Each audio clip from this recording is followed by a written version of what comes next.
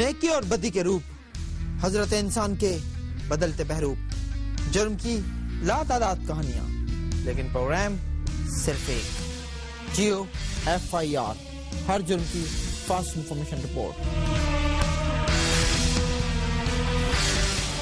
ایسا لگتا ہے کہ قتل کرنا ہمارا قومی کھیل بن گیا ہے۔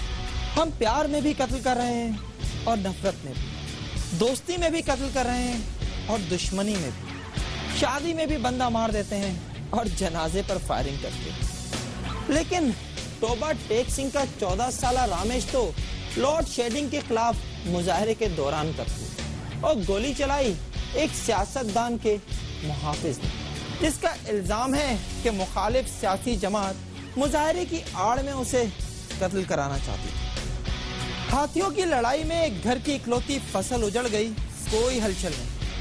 انکوائری انکوائری انکوائری جو شاید قیامت تک چلتی رہے۔ یہ بات ہماری طرح آپ بھی جانتے ہیں۔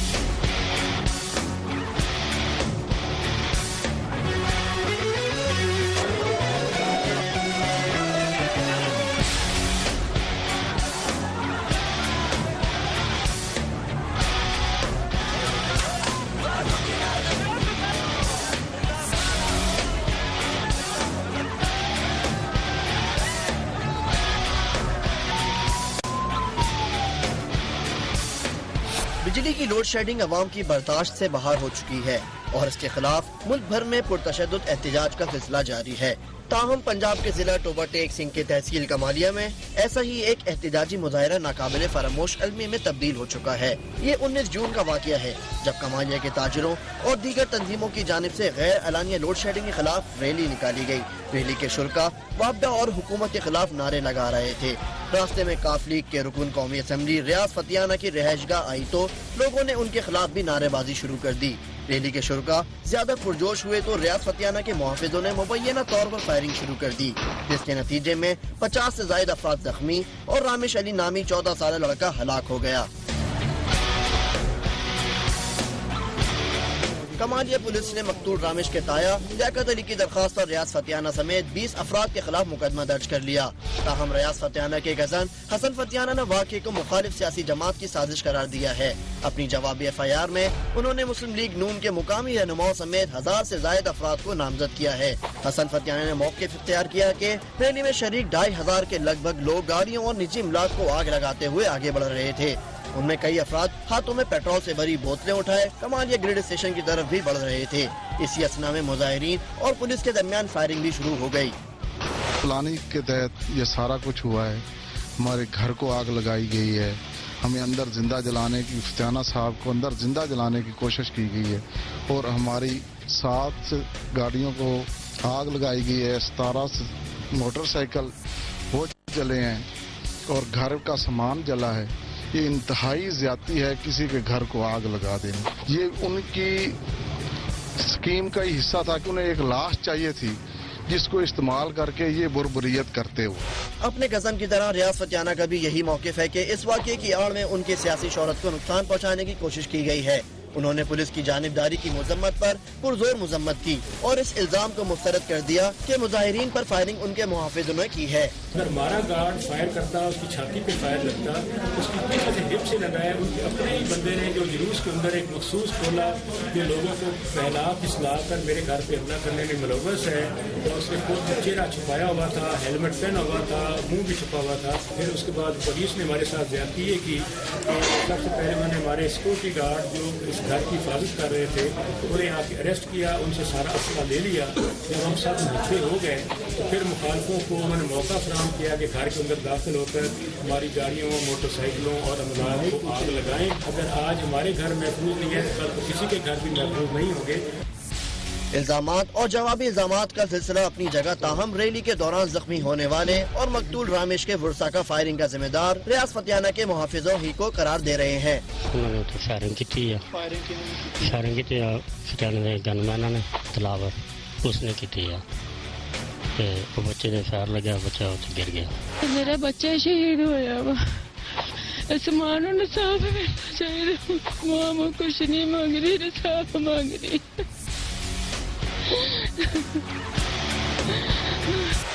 فتیانہ ہاؤس پر مشتعل افراد نے دوپہر 2:30 بجے کے قریب حملہ کیا اور حسن فتیانہ نے جو FIR درج کرائی اس میں بھی حملے کا یہی وقت بتایا گیا ہے۔ دوسری طرف فتیانہ ہاؤس پر تعینات محافظوں نے ریلی پر فائرنگ مبینہ طور پر صبح 10 بجے کے قریب کی۔ رامش کی پوسٹ مارٹم رپورٹ میں اس کی موت کا وقت بھی 10 سے 12 بجے کے درمیان بتایا گیا ہے۔ اس سے ثابت ہوتا ہے کہ فتیانہ ہاؤس پر حملہ رامش کی ہلاکت اور 50 کے قریب لوگوں کے زخمی ہونے کے بعد کیا گیا۔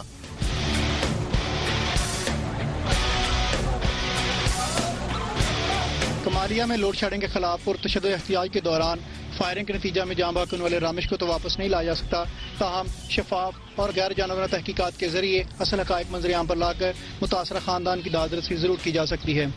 جیو FIR کے لیے ساتھی رپورٹر امجد سعید اور کیمرہ مین محمد وسیم کے ساتھ ساجد مجید انور، کمالیہ، ضلع ٹوبہ ٹیک سنگھ۔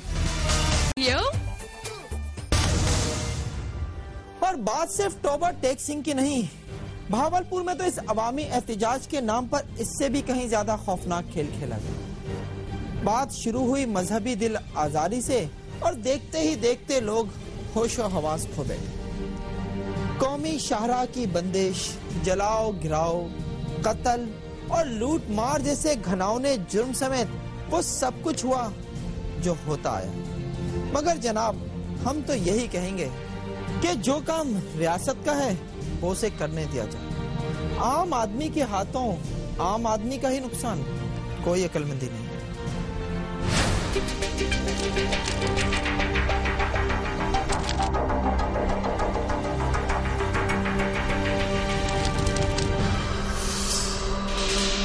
یہ لٹا پٹا گھر قانون کے ایک محافظ کا ہے، جو قانون کا محافظ ہونے کے ساتھ ساتھ 2 بیٹیوں کا باپ بھی ہے۔ ہر باپ کی طرح بیٹیوں کے ہاتھ پیلے کرنے کی ذمہ داری اس کے کاندھوں پر بھی ہے، اور اس ذمہ داری کو احسن طریقے سے ادا کرنے کے لیے بقا محمد اور اس کی اہلیہ کئی سالوں سے پائی جوڑنے میں لگے ہوئے تھے، یہ جانے بغیر کہ یہ جہیز ان کی بیٹیوں کے نصیب میں ہے ہی نہیں۔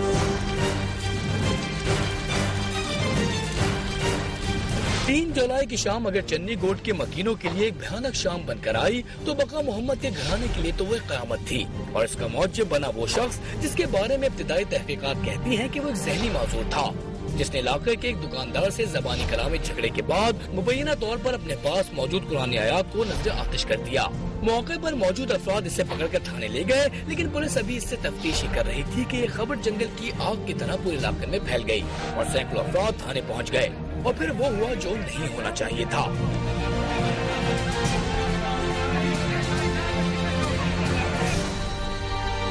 یہ پتہ نہیں کہاں علاقے کے کوئی بندے آئے ہیں یا ان کے دشمن تھے یا کسی کے دشمن تھے۔ یہ جو مارا گیا ہے بندہ، اس کا بھی کوئی پتہ نہیں بھی یہ کون تھا، یا پاگل تھا یا اچھا تھا یا مارا تھا۔ کسی کو بھی حاصل نہیں ہو، قانون کو ہاتھ میں لے اور خود ہی اپنی عدالت لگا لے۔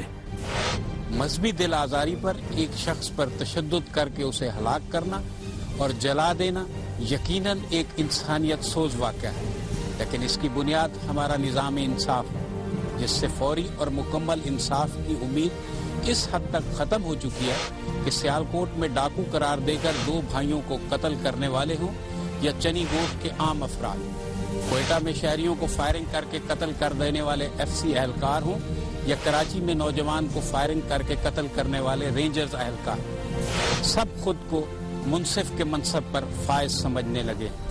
لیکن چنی گوٹ کی کہانی کا ایک اور بھی رخ ہے، اور وہ ہے تھانے پر حملے کے وقت وائرلیس آپریٹر بقا محمد کے گھر سے بلا جواز لوٹ مار اور اسے آگ لگا دینا۔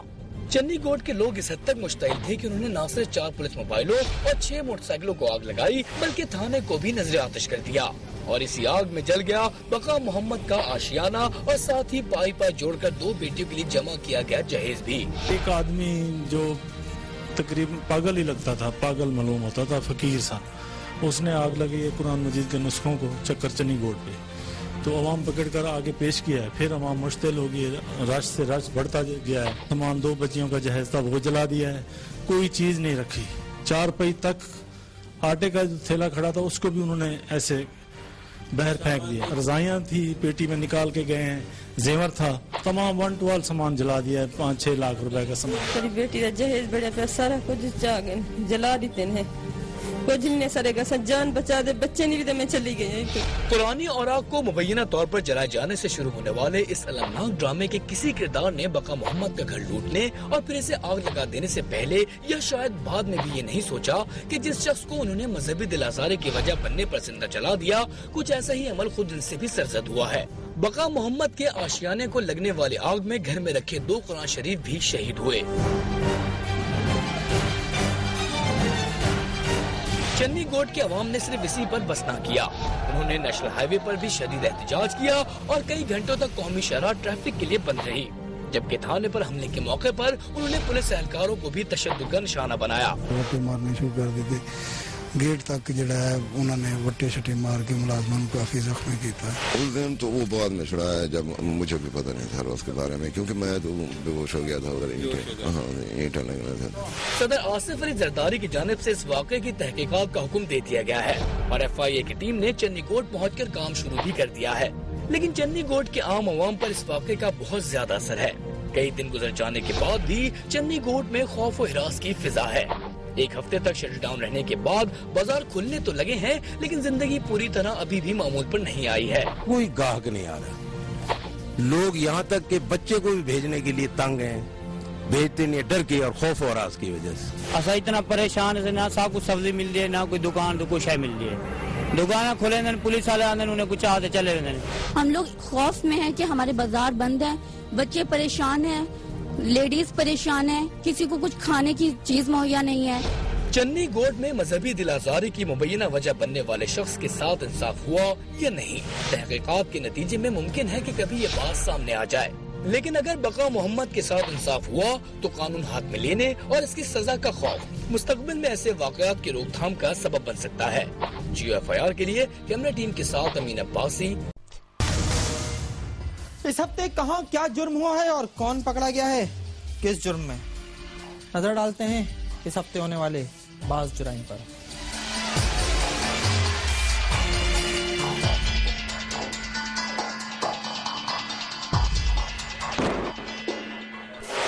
خیبر پختونخوا کا ضلع بنو دھماکوں اور گولیوں کی آواز سے گونج اٹھا. دہشت گردوں نے اس بار رخ کیا شہر کی تنگ گلیوں میں واقع تھانہ اولڈ سٹی کا، جس کی عمارت تحقیقاتی سیل کے طور پر استعمال کی جاتی ہے. اس کے علاوہ تھانے کے مال خانے میں بڑی تعداد میں اسلحہ موجود ہوتا ہے. برقع پوش دہشت گردوں نے صبح 9:30 بجے دستی بموں اور فائرنگ کر کے تھانے کی عمارت پر حملہ کیا اور دروازے پر کھڑے پولیس اہلکار کو زخمی کر کے عمارت میں داخل ہو گئے اور 3 پولیس اہلکاروں کو یرغمال بنا لیا. عمارت میں موجود مقابلہ کرنے والے پولیس اہلکاروں کی مدد کے لیے فوج کے دستے بھی موقع پر پہنچ گئے. 3 گھنٹے چلنے والے اس آپریشن میں ایک دہشت گرد نے خود کو دھماکے سے اڑا دیا جبکہ اس کا ساتھی پولیس کی فائرنگ سے مارا گیا. واقعے کے بعد سیکیورٹی اہلکاروں نے 4 پولیس اہلکار اور ایک شہری کو شک کی بنیاد میں حراست میں لے کر نامعلوم مقام پہ منتقل کر دیا ہے.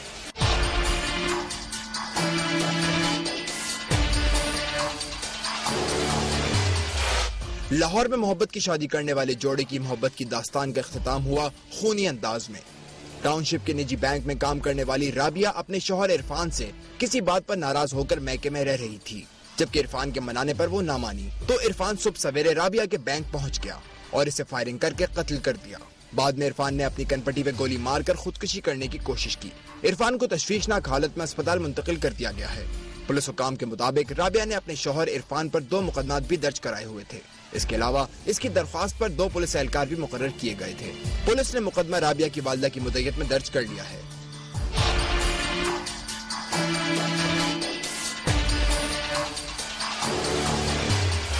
خانیوال میں ایک باپ نے درندگی کی مثال قائم کر دی. کچا کہو کے نوائی علاقے 9/16 کے رہائشی چاند خان کے گھر میں اس کی چھٹی بیٹی پیدا ہوئی اور اس کی شکل پسند نہ آنے پر اس نے 1 دن کی بچی کو زندہ دفنا دیا. پولیس کو اطلاع ہونے پر ملزم کو فوری طور پر گرفتار کر لیا گیا. تاہم گرفتار ملزم کے مطابق اس کی 1 دن کی بیٹی بدصورت تھی اور بچی کا چہرہ بگڑے ہونے کے باعث اس نے ڈاکٹر کو اسے زہر کا انجیکشن لگانے کو کہا. ڈاکٹر کے انکار پر ملزم نے پہلے بچی کا گلا دبا کر اسے مارا اور پھر دفنا دیا. پولیس کی جانب سے واقعے کا مقدمہ درج کر لیا گیا ہے.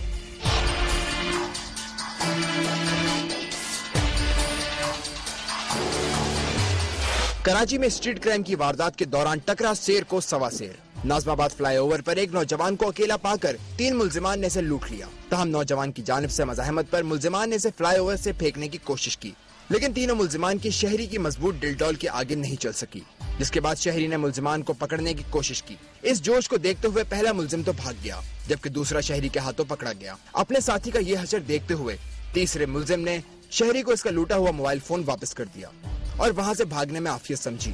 تاہم جو ملزم شہری کے ہاتھوں پکڑا گیا تھا، اسے شہری نے فلائی اوور سے پھینکنے کی کوشش بھی کی، لیکن ڈاکو کی جان بچ گئی۔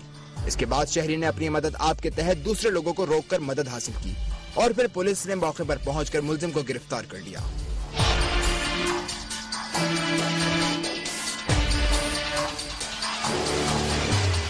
پولیس کی غفلت کی ایک اور مثال دیکھنے میں آئی سکھر میں، جب 1 سال قبل قاری قرار دے کر قتل کی گئی لڑکی نے سندھ ہائی کورٹ میں آ کر بیان دیا۔ متاثرہ لڑکی کے مطابق اسے 1 سال قبل مہر برادری کے 3 افراد اغوا کر کے کراچی لے گئے تھے، لیکن پولیس نے اس کے قتل کے الزام میں بنا تفتیش کے اس کے والد بھورل ممرانی اور بھائی عبدالستار ممرانی کو گرفتار کر کے 5 ماہ تک اپنی قید میں رکھا۔ دیبائی ممرانی نے عدالت میں اپیل کی ہے کہ اس کے بھائی اور والد کے خلاف جھوٹا مقدمہ خارج کیا جائے۔ متاثرہ لڑکی کی اپیل پر سندھ ہائی کورٹ نے پولیس کو ہدایت کی ہے کہ دیبائی ممرانی کو تحفظ فراہم کیا جائے۔ اس کے علاوہ S S P Sukkur, S H O تھانہ صالح پٹ اور تفتیشی افسر کو 6 اگست کو عدالت میں طلب کر لیا ہے۔ ملک میں اس ہفتے کرائم ٹرینڈ کیا رہا، نظر ڈالتے ہیں روزنامچے پر۔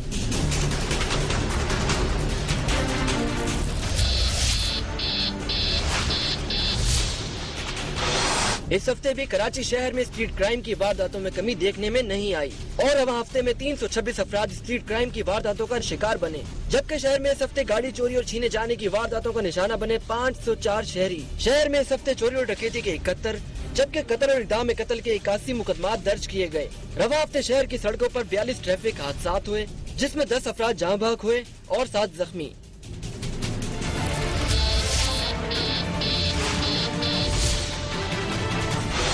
لاہور کے روزنامچے کے مطابق اس ہفتے اسٹریٹ کرائم کی 67 وارداتیں ہوئی، جبکہ لاہور میں گاڑی چوری اور چھینے جانے کی وارداتوں کا گراف بھی بڑھتا جا رہا ہے، جس کے اس ہفتے 54 مقدمات درج کیے گئے۔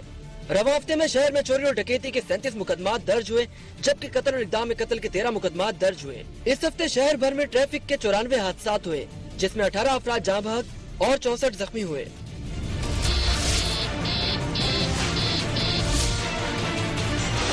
پشاور شہر میں رواں ہفتے اسٹریٹ کرائم کی 22 وارداتیں ہوئی، جبکہ گاڑی چوری اور چھینے جانے کے 6 مقدمات درج ہوئے۔ پشاور میں چوری ڈکیتی کے 9 مقدمات درج ہوئے، جبکہ قتل اور اقدام قتل کے 20 مقدمات درج ہوئے۔ پشاور شہر میں اس ہفتے ٹریفک کے 18 حادثات ہوئے، جس میں 4 افراد جاں بحق اور 9 زخمی ہوئے۔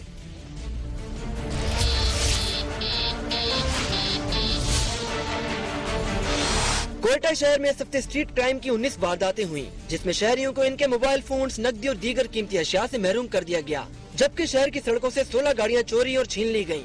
کوئٹہ شہر میں اس ہفتے چوری اور ڈکیتی کی 10 وارداتیں ہوئیں، جبکہ شہر میں قتل اور اقدام قتل کے 8 مقدمات درج ہوئے۔ کوئٹہ شہر میں اس ہفتے ٹریفک کے 16 حادثات ہوئے، جس میں 6 افراد جاں بحق اور 5 زخمی ہوئے۔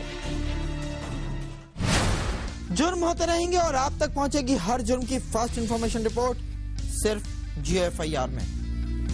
جاننا چاہتے ہیں کہاں کیا جرم ہوا ہے تو دیکھتے رہیے GFIR۔